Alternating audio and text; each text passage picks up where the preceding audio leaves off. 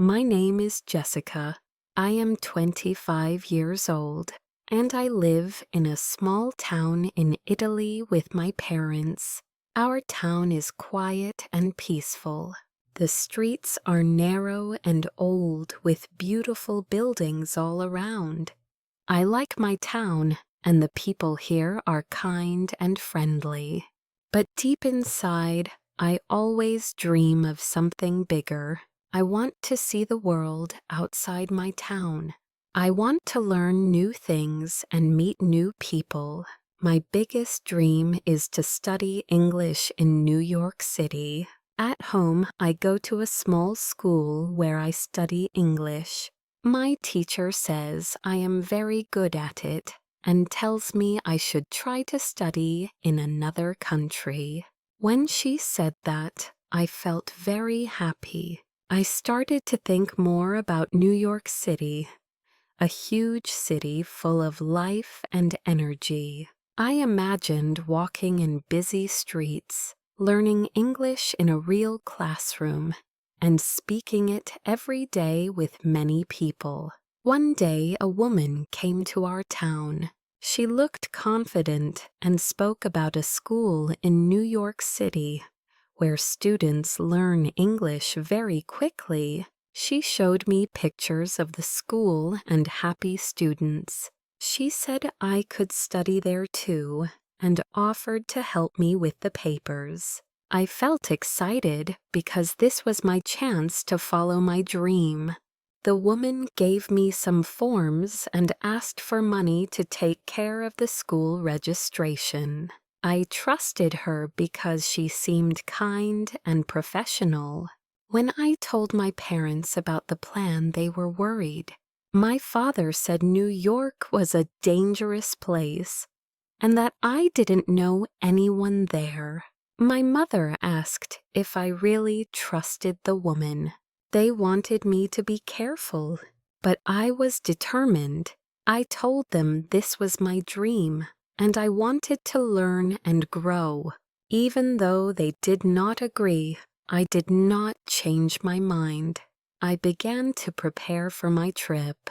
I made a list of things I needed: clothes, books, my passport, and the papers from the woman. My best friend Sophia was excited too. She said she wanted to come with me. We talked about all the fun things we would do in New York, like visiting Times Square and the Statue of Liberty. We laughed and dreamed about our new adventure. As the days passed, I felt a mix of excitement and nervousness. My mother helped me pack warm clothes because New York could be cold. My father gave me some money to keep safe for emergencies. They showed love and care, even if they worried. The day before the flight, I felt ready, but also scared. It was my first time flying, and everything was new. At the airport, the place was big and busy. Sophia and I went through security and waited at the gate. When it was time to board, I said goodbye to my parents with a brave smile, even though I felt scared inside. On the plane, I looked out the window as the city got smaller. I felt the excitement of starting my dream journey. We watched a movie in English with subtitles. It helped me practice listening and reading. I wrote some notes in a small notebook my mother gave me. I was ready for the adventure, hoping everything would go well. After we landed in New York, everything felt huge and confusing. The signs were all in English, and people spoke very fast. Sophia held my hand tightly, and I told her to stay close because I felt nervous. We collected our bags and took a taxi to the address the woman had given me. I was excited to finally see the school, but when we arrived, my excitement disappeared. The building was old and empty, and no one answered when we knocked on the door. I called the phone number the woman gave me, but the call didn't go through. Sophia looked worried, and I started to realize the truth. It was a scam. My money was gone. My hands shook, and I felt cold inside. We didn't know what to do. We walked to a nearby cafe, hoping for some help. The waiter saw we looked upset and asked if we were okay. I explained everything, and he said sadly, "This happens to tourists sometimes. Be careful here." He told us about a cheap hotel nearby where we could stay, but when we got there, the manager said we had to pay up front. We didn't have more money, so the hotel would not let us in. That night, Sophia and I had no choice but to sleep in a cold park. I couldn't stop crying. I thought about my parents and their warnings. I wished I had listened to them. The next morning we were tired and scared. We sat on a bench and talked about what to do next. Sophia said we needed help, but I didn't know who to call. I thought of my father and felt ashamed because he had warned me. I wasn't sure if he would be angry, but Sophia told me to call him anyway. I took a deep breath and dialed. When my father answered, I felt tears coming. I told him about the fake school, the stolen money, and the night in the park.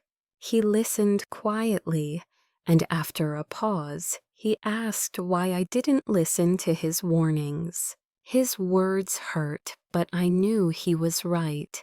I apologized and said I didn't know what would happen. He wasn't angry, he was worried. He said he would send money to help us and told me to find a safe place and be careful. I felt a wave of relief and thanked him. A few hours later, Sophia and I went to a bank to get the money my father sent. Holding the cash made me feel a little safer. We found a small hostel with a tiny room and 2 beds. It wasn't fancy, but it was better than the park. Sophia smiled and said it felt like heaven to have a roof over our heads. That night, I sat on the bed thinking about everything. I made mistakes, but I also learned a lot. I opened my notebook and wrote, "Dreams can be dangerous if you're not careful, but family will always be there for you." Sophia and I made a plan. We still wanted to stay in New York and make our dream come true. We couldn't give up now. That night, I slept better than I had in days. I felt hope for the first time since arriving. Even though everything was hard, I believed things could get better if I kept trying. After resting at the hostel, I knew I had to find a real school to study English. With Sophia's help, I started looking online and visited several places in the city. Many schools were too expensive, but finally we found a small language center called Learn English Together. The building looked old, but inside it was warm and welcoming. I met the teacher, Miss Taylor, a kind woman with clear and slow English. She welcomed me and said I would learn a lot there. The class had students from different countries: Japan, Brazil, India, and Mexico. Everyone was friendly, and I felt comfortable right away. Miss Taylor encouraged us to speak English, even if we made mistakes, which made me feel less scared. Every day I attended class and took notes. Miss Taylor taught us useful phrases, grammar, and new words. But I soon understood that learning English wasn't just about the classroom. When I walked through New York streets, I heard English everywhere. I tried to listen carefully and understand conversations. One evening, I told Sophia, I need to use English all the time, not just in class. She agreed, and we made a rule. We would speak only English to each other, even if it felt strange at first. At the hostel, I talked with other travelers and practiced simple sentences. Sometimes I got stuck, but people were patient and kind. Little by little, my confidence grew. I made friends in my class. Maria from Brazil taught me funny expressions in Portuguese, and I shared Italian phrases with her. Hiro from Japan was shy, but very good at grammar, so he helped me understand things I didn't know. We studied together at a cafe nearby, where I also practiced ordering coffee and food in English. One day while walking in Central Park, an older woman asked me for directions. At first I panicked, but then I explained clearly where she needed to go. She smiled and thanked me. I felt proud of myself for the first time. Months passed and my English improved. I could have longer conversations without feeling nervous. I wrote an email to my parents to tell them about my progress. I said I am okay now. I learned a lot from my mistakes. New York is hard, but I am stronger. My father replied quickly.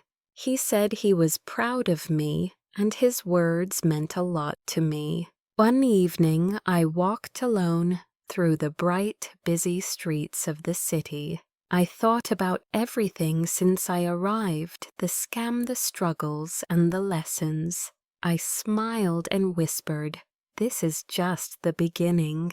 I learned that dreams take courage and hard work. Sometimes things go wrong, but with patience and support, we can grow stronger. New York taught me to be brave and believe in myself. I realized that no matter where we come from, we all have the power to change our lives. Living in New York was not easy, but every day I felt I was learning more, not only English, but also how to live far from home.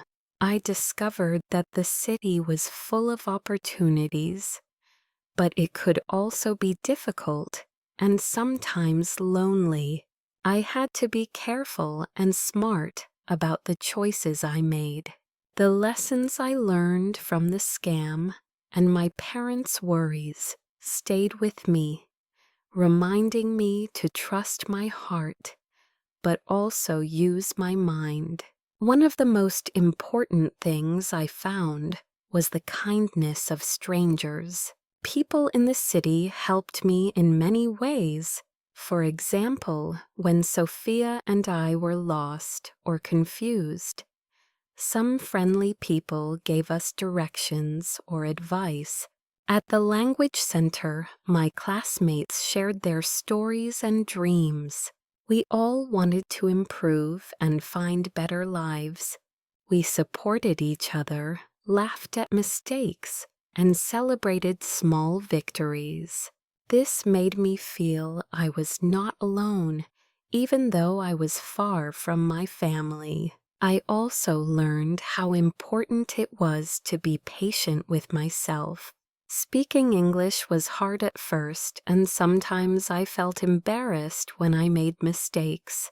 But I realized that making mistakes was part of learning. Miss Taylor's encouragement helped me stay positive. She said, "The more you try, the better you get." I repeated this to myself whenever I felt unsure. My days became busy with classes, studying, and practicing English on the streets. I tried to talk to people whenever I could, in stores, cafes, and parks. At first I was shy, but with time I felt more confident. One day I ordered a coffee without help, and the barista smiled and said, "Good job." That small moment made me happy and gave me courage. I also started to understand the culture of the city. New York was different from my small town in Italy. People were in a hurry, and the city never slept. The tall buildings, the yellow taxis, the bright lights, they all felt exciting and alive. Sometimes I missed home, but I knew I was growing because of the challenges. At the hostel, Sophia and I talked a lot about our dreams and future plans. We promised to support each other no matter what. Sophia's friendship was a great comfort during hard times. We shared our worries and hopes, and that made the adventure easier. I often wrote in the notebook my mother gave me. Writing helped me understand my feelings and see how much I was changing. I wrote about the fear I felt in the beginning, the sadness of the scam, and the joy of making new friends. Writing made me feel stronger and more connected to my family, even though I was far away. One evening after a long day, I walked alone through Times Square. The city lights were shining everywhere, and people were smiling and talking. I stopped for a moment and looked around. I thought about how far I had come, from a small town in Italy to a big city full of dreams. I was learning to believe in myself. My father's words often came to my mind. Be careful, but don't give up on your dreams. I understood now that dreams were important, but so was being wise and patient. Life was a journey with ups and downs. What mattered was how we faced challenges and kept moving forward. Even though I still had many things to learn, I felt proud of what I had done. I was not the same girl who left Italy. I was stronger, braver, and ready to keep going. As the weeks turned into months, my English improved a lot. I could understand more when people spoke, and I felt less afraid to join conversations. The small language center became like a second home for me. Every day I met new people from all over the world, each with their own story. We helped each other with the language and shared our cultures. This made my time in New York more special. One day I wrote an email to my parents. I told them I was okay and that I was learning from my mistakes. I said that New York was not easy, but I was stronger now. When my father replied, saying he was proud of me, I felt very happy. His words gave me strength and reminded me that my family believed in me. I often walked alone in the city, especially at night, when the streets were full of lights and life. I thought about my journey, the excitement, the fear, the mistakes, and the lessons. I smiled to myself, knowing that this was only the beginning of my adventure. I understood that every step, even the hard ones, helped me grow. Looking back, I learned that dreams are important, but must be balanced with care and patience. I realized that being brave doesn't mean never feeling scared. It means moving forward even when you are afraid. I learned to trust myself more and to ask for help when I needed it. New York taught me to be strong, to keep trying, and to never give up. This story is not just about me. It is about everyone who has dreams and faces challenges. Everyone has value and meaning in life, no matter where they come from or what they do. You don't have to do big things to be important. Being kind, brave, and true to yourself is enough. Thank you for listening to my story. If you liked it, please like and subscribe to the channel. Together we can share more stories of hope and courage. Remember, your dreams matter, and your journey is special.